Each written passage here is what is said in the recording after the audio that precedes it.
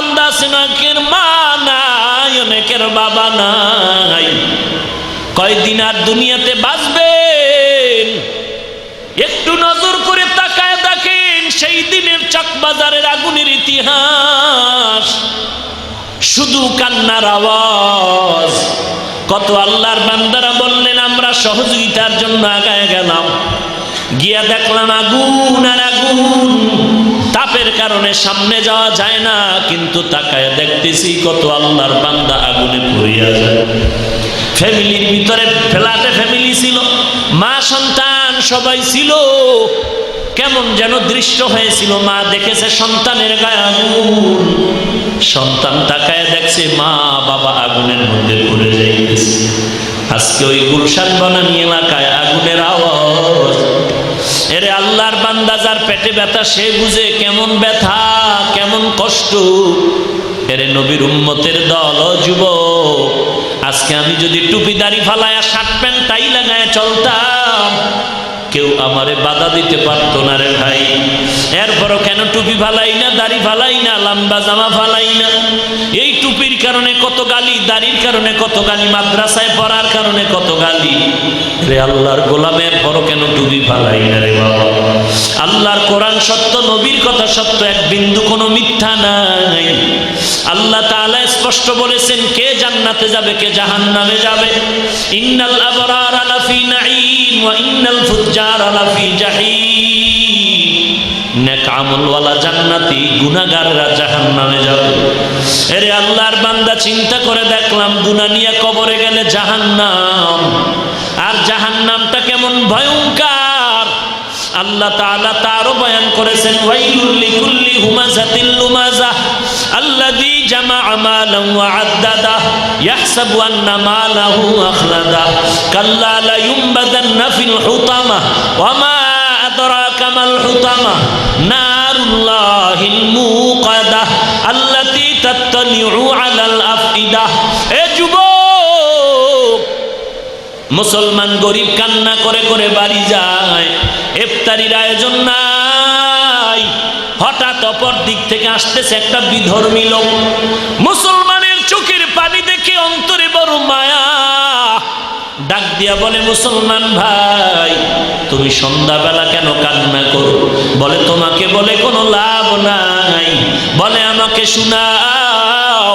মুসলমান বলে ওরে ভাই মন বড় দুঃখ আমার, আমার ঘরের বাচ্চাটা পর্যন্ত রোজা, আমি আমার এক জাতি মুসলমান ভাইয়ের কাছে কিছু টাকা ধার চাইলাম, দেয় নাই। আমার চোখের পানি, অন্তরে বড় দুঃখ। আমার সন্তানের কাছে আমি কি নিয়ে হাজির হব ইফতারির সময়? বিধর্মী ডাক দিয়া কয় ভাই তুমি মনে যদি কিছু না নেও, আমি তোমাকে একটু সহযোগিতা করতে পারি, তবে তুমি পারলে দিও, না পারলে আমার দরকার নাই। আল্লাহর বান্দা বিধর্মীর হাতের টাকা নিয়ে ইফতারি রেডি করে ঘরে যায়।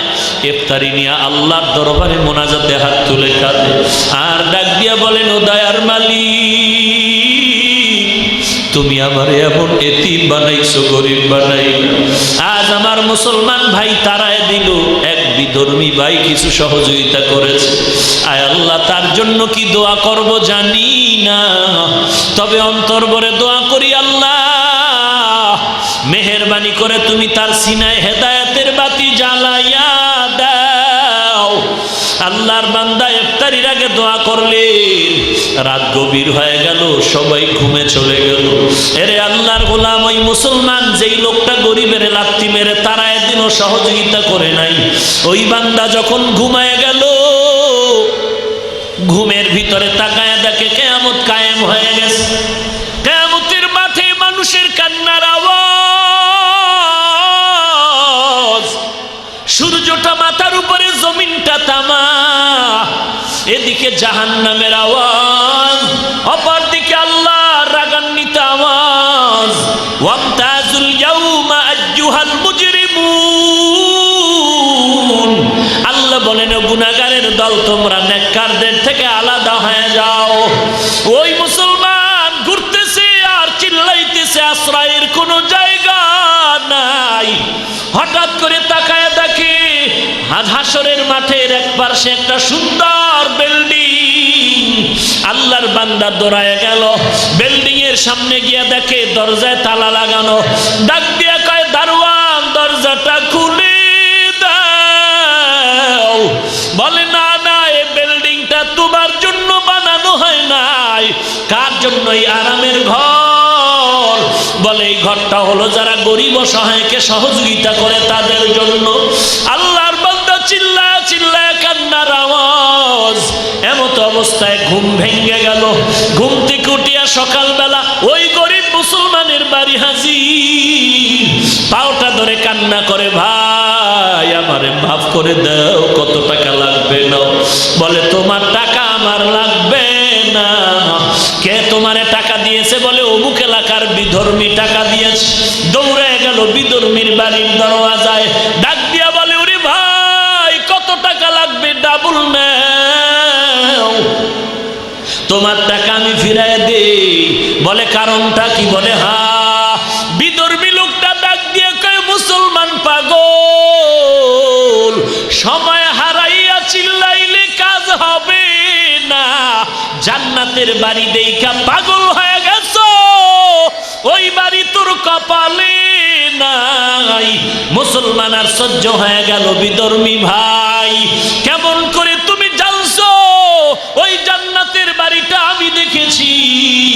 আল্লাহর বান্দা চোখের পানি ছেড়ে কান্না করে আর ডাক দিয়ে বলে, রে মুসলমান ভাই, আমি ওই মুসলমানের একটু সহযোগিতা করার কারণে আমি রাতের বেলা ঘুমের ঘরে দেখি মদিনার নবী হাজির। মায়ার নবী ডাক দিয়ে কয়, হাতটা বাড়াইয়া দাও। আল্লাহর নবী আমার হাত ধরে কালেমা পড়ায় মুসলমান বানায় দিয়েছে। আর আমার নবী ঘুরাইয়া ঘুরাইয়া দেখাইলেন, হাসরের ময়দানের এই বিল্ডিং শুধু তোমার জন্য তৈয়ার হয়ে আছে। এরে নবীর উম্মতের দল, পায়ে হাত রেখে বলি, নবীর সুন্নতের মালাটা গলায় লাগাও।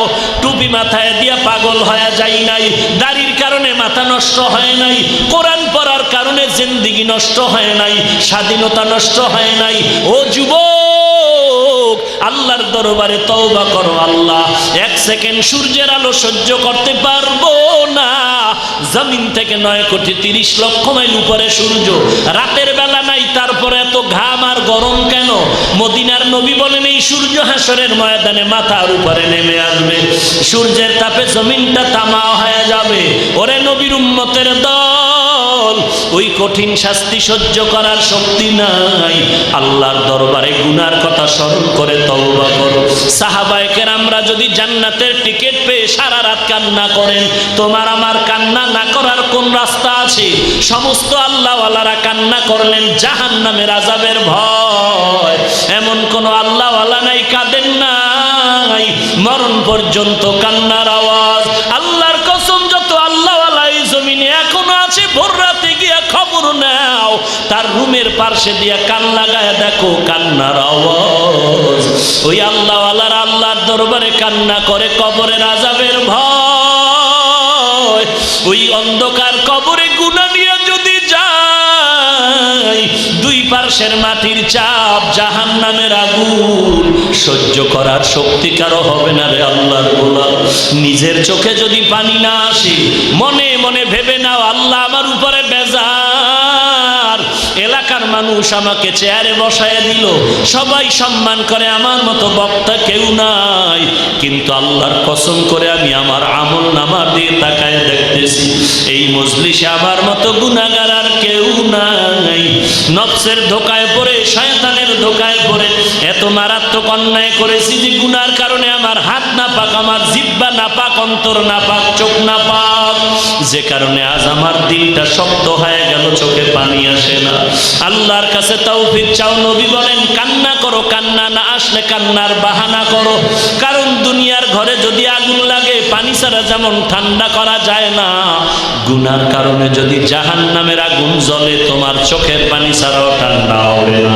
অতএব কান্না করো, না হয় বাহানা করো।